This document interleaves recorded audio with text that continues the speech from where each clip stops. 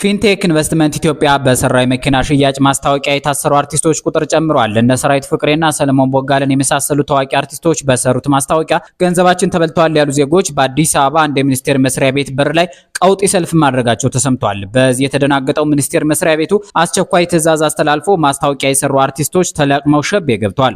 በዚህ ዝግጅት ፊንቴክ ኢንቨስትመንት ኢትዮጵያ ማን ነው? ከጀርባው ማን አለ? እነማን ይመሩታል?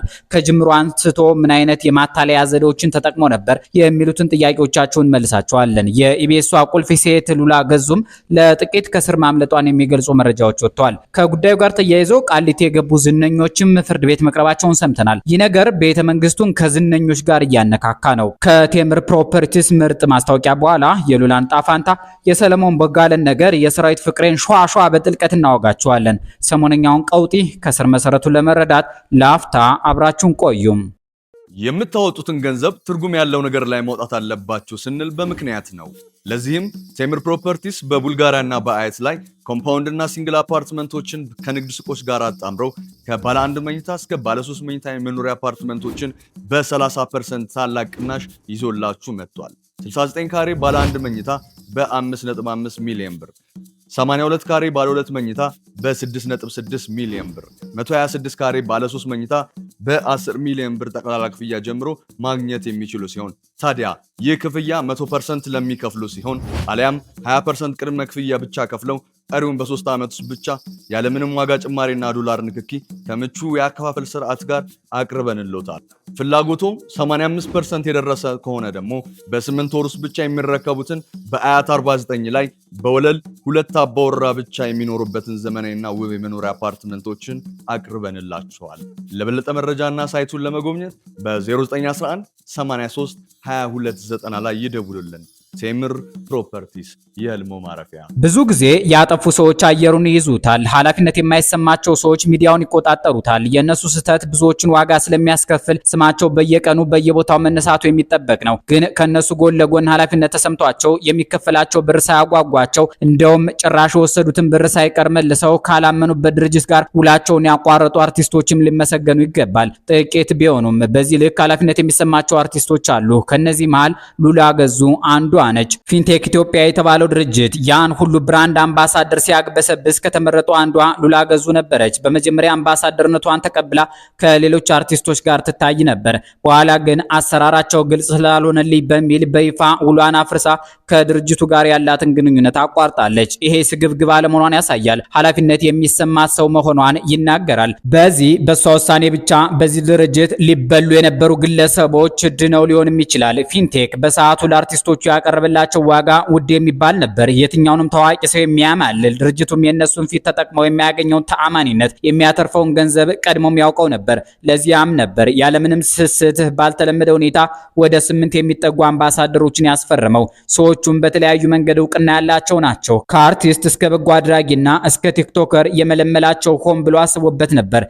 ለአምባሳደርነታቸው በመኪና ሁላ የተደራደሩ አሉ። ሉላ ገዙ ከፊንቴኮች ጋር ከተፈራረመች በኋላ ሁኔታቸውን አይታ የገባችውን ውል ስታቋርጥ በእርግጠኝነት ዛሬ የሚመጣው ቀድሞ ታይቷት ነበር። ለዛ ነው ጥቅሟን ሳታስቀድም ስሟንና ታማኒነቷን ይዛ ከድርጅቱ ጋር የተለያየችው። ይሄ ደግሞ አቋሟ የሚያምር ሴት ብቻ ሳትሆን የአቋም ሰው እንደሆነችም ይናገራል። ከዚህ ውሳኔዋ ሌሎች አርቲስቶችም ትምህርት ሊወስዱ ይገባል። የተደመጠው ምስክርነት ሉላ ገዙና ፊንቴክ በሚል ሙስታጂብ ነኝ በተባሉ ሰው በኢቢኤስ ቴሌቪዥን ከዳንኤል ተገኝ ጋር ዝግጅት አቅራቢ ስለሆነችው ሉላ ገዙ የተሰጠ አስተያየት ነው። ሉላ የፊንቴክ ኢንቨስትመንት አካሄድ አላማረኝም በማለት ቀደም ብላ ውሏን ስለማቋረጧ መረጃዎች ወጥተዋል።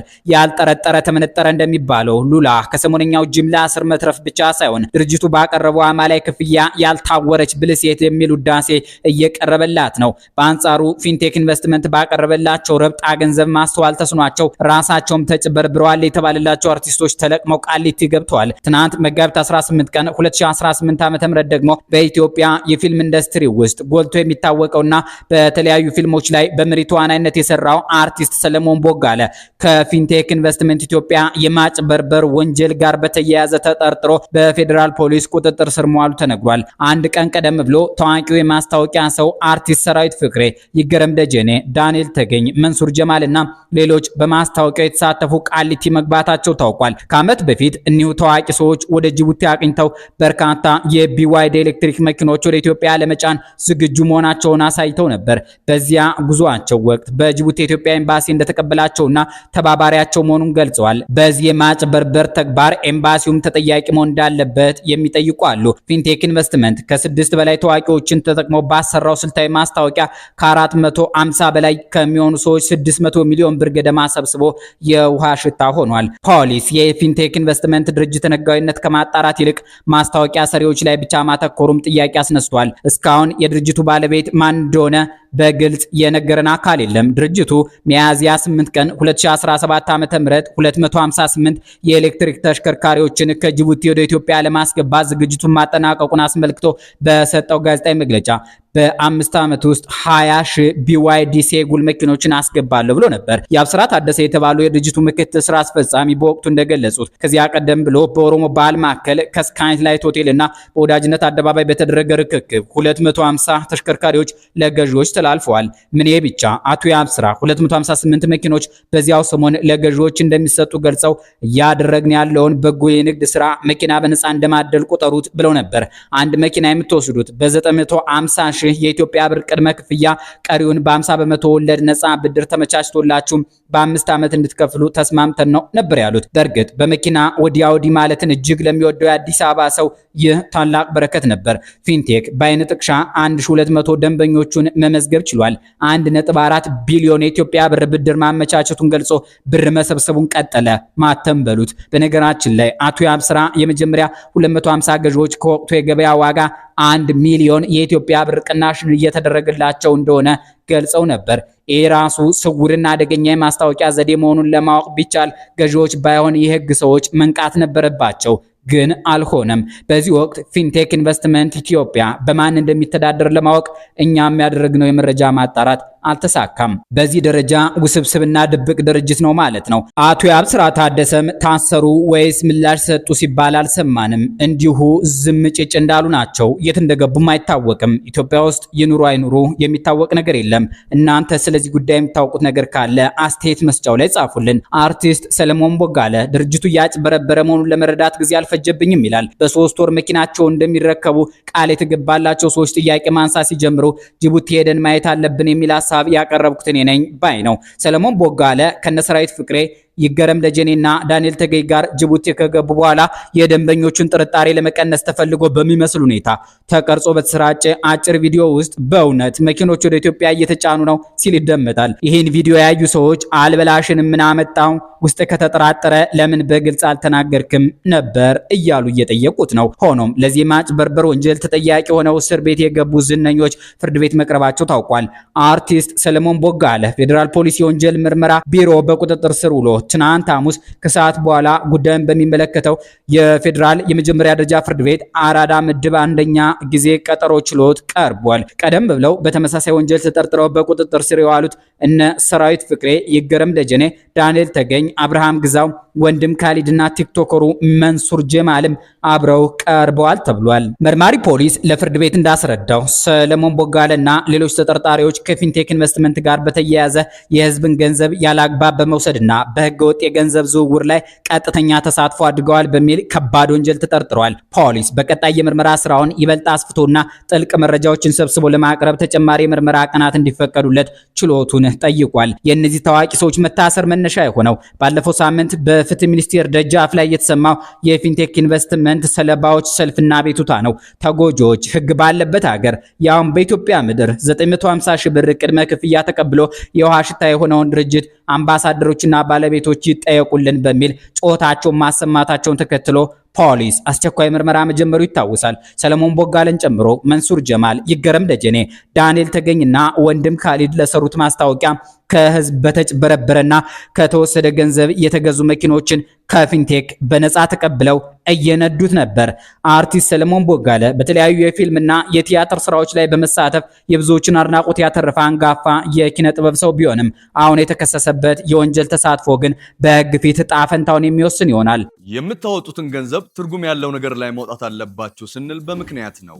ለዚህም ቴምር ፕሮፐርቲስ በቡልጋሪያና በአያት ላይ ኮምፓውንድ እና ሲንግል አፓርትመንቶችን ከንግድ ሱቆች ጋር አጣምረው ከባለ 1 መኝታ እስከ ባለ 3 መኝታ የመኖሪያ አፓርትመንቶችን በ30% ታላቅ ቅናሽ ይዞላችሁ መጥቷል። 69 ካሬ ባለ 1 መኝታ በ5.5 ሚሊዮን ብር፣ 82 ካሬ ባለ 2 መኝታ በ6.6 ሚሊዮን ብር፣ 126 ካሬ ባለ 3 መኝታ በ10 ሚሊዮን ብር ጠቅላላ ክፍያ ጀምሮ ማግኘት የሚችሉ ሲሆን ታዲያ ይህ ክፍያ 100% ለሚከፍሉ ሲሆን አሊያም 20% ቅድመ ክፍያ ብቻ ከፍለው ቀሪውን በ3 ዓመት ውስጥ ብቻ ያለምንም ዋጋ ጭማሪና ዶላር ንክኪ ከምቹ የአከፋፈል ስርዓት ጋር አቅርበንልዎታል። ፍላጎቱ 85% የደረሰ ከሆነ ደግሞ በ8 ወር ውስጥ ብቻ የሚረከቡትን በአያት 49 ላይ በወለል 2 አባወራ ብቻ የሚኖሩበትን ዘመናዊና ውብ የመኖሪያ አፓርትመንቶችን አቅርበንላችኋል። ለበለጠ መረጃና ሳይቱን ለመጎብኘት በ0911 83 2290 ላይ ይደውሉልን። ቴምር ፕሮፐርቲስ የህልሞ ማረፊያ። የኢትዮጵያ የማስታወቂያ አዋጅ ቁጥር 759 ህዝባር 2004 ማንኛውን ማስታወቂያ ሰሪ የድርጅቱን ህጋዊነትና የሚያቀርበውን መረጃ ትክክለኛነት የማጣራት ጥብቅ ግዴታ እንደሚጥልበትና ህገወጥ ማስታወቂያ ሲሰራጭ አርቲስቱ የጋራ ተጠያቂነት እንዳለበት በግልጽ ያስቀምጣል። ይህ ክስተት በቀጣይ ለሚኖሩ ማናቸውም የማህበራዊ ሚዲያ አስተዋዋቂዎችና ታዋቂ ሰዎች ትልቅ የማስጠንቀቂያ ደወል ነው ተብሏል። በኢትዮጵያ የታዋቂ ሰዎችን ፊት አይቶ መጭበርበር ያልተለመደ አይደለም። ከወራት በፊትም ወጣቶችን ወደ ካናዳ ልካለው ያለች ሴት ብዙ 100 ሚሊዮን ብሮችን ሰብስባ ለመጥፋት ተባብረዋል የተባሉ አርቲስቶችና አንድ ቲክቶከር ሸቤ ገብተው ነበር። በቃና ቴሌቪዥን ቅምሻ ዝግጅት አቅራቢነት የምናውቃት ዳናይት መክበብና ሙሴ ሰለሞን የተባለው በቲክቶክ ዜና አቅራቢ ወጣት ለእስር ተዳርገው ነበር። የዝነኛ የሙዚቃ ሰው ቴዎድሮስ ካሳሁን ግርማሙ የልጆች እናት አመለሰት ሙጭም ተባባሪ ናት ተብላ ወቀሳ ሲቀርብባት እንደነበረ እናስታውሳለን። ሰሞኑን በፊንቴክ ኢንቨስትመንት ኢትዮጵያ ተጭበርብረናል ያሉ ሰዎችን አስመልክቶ በሰጡ አስተያየቶች አሁንም የማህበረሰቡን ንቃተ ህሊና እንዳልዳበረና ስግብግብነትም እንደሚስተዋል የገለጹ አሉ። እንደ እውነቱ ድርጅቱ የ2.2 ሚሊዮን ብር መኪና በ950 ሺህ የኢትዮጵያ ብር ልሸጥላችሁ ነው ሲል እንዴት ብሎ ማመዛዘን ተገቢ ነሯል። የመኪና ገዢዎች ድክመት ነው ተብሎ የቀረበውም ይሄው ነገሮችን ግራ ቀኝ ፈትሾ መወሰን ያለመቻል ድክመት ነው። አንዳንዶች እንደ ህዝብ ለቁስ ባለን ስስት የተነሳ ዋጋ የሚቀንስ ነገር ስናገኝ ብር ለመክፈል አናቅማማም ሲሉ ተደምጠዋል። አስተያየት ሰጪዎቹ ማህበረሰባችን በዚህ አመሉ የተነሳ በእምነት ተቋማት፣ በበጎ አድራጎት ስራዎችና በተመሳሳይ አካሄዶች እየተሞለጨ መጓዙን ቀጥሏል ባይ ናቸው። ደራሲ አሌክስ አብርሃም ከቀናት በፊት በፌስቡክ ገጹ በጎ ያልሆኑ ሰዎችን ማግኘት ከፈለክ በጎ አድራጎት ብለ ጉግል አድርግ፣ እዚህ በጎ ስም ውስጥ እንደ መዥገር ተጣብቆ ታገኛቸዋለህ። በጣም የባሱትን ከፈለክ ግን ሃይማኖቶች ውስጥ አሉልህ። ካላመንክ ከሁለቱም በአቅም ማነስ የተባረሩ ክፉዎችን ጠይቅ፣ ፖለቲከኛ ሆነው ታገኛቸዋለህ ሲል ጽፏል። ሰሞኑን በመቶዎች የሚቆጠሩ ሰዎች በፊንቴክ ኢንቨስትመንት የመኪና ግዢ ውል ጥሰት ተፈጽሞብናል ብለው ክስ ማቅረባቸውን ተከትሎም ለድርጅቱ ማስታወቂያ የሰሩ ታዋቂ ሰዎች መታሰርና አስመልክተን ያቀረብንላችሁ ዝግጅት ተጠናቋል። እናንተም በጉዳዩ ዙሪያ ያላችሁ መረጃ ወይም ማስተያየት በሐሳብ መስጫ ውስጥ ብታሰፍሩልን እንደሰታለን። ሰናይ ጊዜ